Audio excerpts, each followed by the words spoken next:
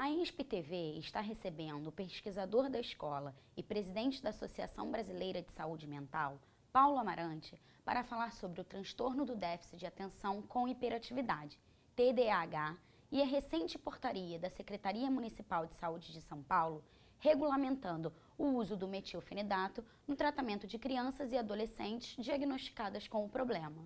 Paulo, o que é o TDAH? Bem, o próprio nome já especifica que se trata supostamente de uma alteração que é comum, identificada originalmente em crianças, agora já se fala em adultos, em que há uma dificuldade de concentração para a realização de tarefas e um aumento da atividade, né? Déficit de atenção e hiperatividade, o TDAH. Assim ficou reconhecido esse diagnóstico, identificado, descrito em meados da década de 80, como uma alteração no comportamento infantil e que hoje é um dos principais diagnósticos identificados em crianças, inclusive abaixo de 6 anos, né? É um diagnóstico muito combatido por vários autores, dentre os quais o próprio Alan Francis, que foi um dos psiquiatras mais importantes que foi responsável pela organização do DSM-4, que é a classificação norte-americana dos transtornos mentais, lá eles chamam de desordens mentais, né? E é um diagnóstico, então, que tem sido utilizado de uma maneira muito exagerada, considerando-se que é muito natural que a criança seja desatenta, hiperativa, né? Porque é um ser em sociabilização, né? A criança, por definição, ela é agitada, ela tem dificuldade de concentração e ela precisa, por isso mesmo, ser permanentemente observada, chamada a atenção. Quando se transformou esse conjunto de sintomas em diagnóstico, a grande dificuldade é de fazer o diagnóstico.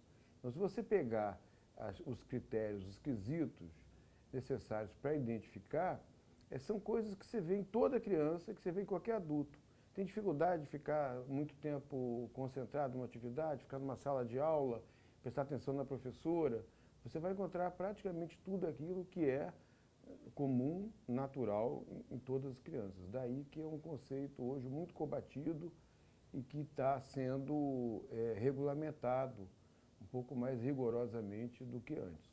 É comum dizer hoje em dia que toda criança ativa tem TDAH. Como saber se o diagnóstico está correto e medicalizar é a melhor solução? Bem, a questão da correção do diagnóstico é um dos maiores problemas, né? Na medida, como eu disse, os critérios, os quesitos, né, que você tem para investigar são muito genéricos, são muito subjetivos, dependem muito da informação de quem está passando a orientação sobre a criança, depende muito das ansiedades, né, dos pais, das angústias, da expectativa que os pais têm em relação aos filhos. Hoje a sociedade tem em relação às crianças, à escola, em relação... Então, é muito complexo, porque envolve muito mais, talvez, o observador, o informante, do que a própria criança, que se sente bem, que está feliz, que está alegre, que está com iniciativa. Por isso, a Ritalina, por exemplo, que é o medicamento utilizado, o metilfenidato, o nome químico dele, é chamada droga da obediência. A criança fica tranquila, fica quieta, mas, por outro lado, perde iniciativas e tem uma série de outros efeitos colaterais. Então, a medicação, ela deve ser evitada. Existem pediatras, existem psiquiatras infantis que dizem que não dariam Ritalina, não prescreveriam metilfenidato em nenhuma situação. Sempre tentariam ver as condições com que os pais, primeiro, estão levando a queixa, estão interpretando aquela criança, estão lidando com aquela criança, que tempo eles dedicam da vida deles para a criança, a escola dedica para a criança, um modelo escolar absolutamente arcaico, ultrapassado, sem contar a precariedade física real das escolas. principalmente escolas públicas, né? Então, é muito comum os professores, professoras, psicólogos, psicólogas da rede pública encaminharem as crianças para ambulatórios de psiquiatria, etc. Então, seria muito mais compreender essa situação, o que está passando em relação à sociedade com a criança e evitar ao máximo o tratamento químico, o tratamento farmacológico. E, se necessário, hoje tem tratamentos, psicoterapia infantil, tratamento com arte, tratamento com outras formas lúdicas, né, para lidar com criança, que são muito mais eficazes, inclusive, né, no sentido que o tratamento não é só desaparecer aquele sintoma. O tratamento seria produzir melhor resultado na pessoa enquanto sujeito, né? Então, as psicoterapias são muito mais eficazes, com menos riscos, né, com menos complicações nos efeitos adversos. A Secretaria Municipal de Saúde de São Paulo publicou uma portaria regulamentando o uso do metilfenidato no tratamento infantil. O que isso representa para a nossa sociedade? É um grande avanço.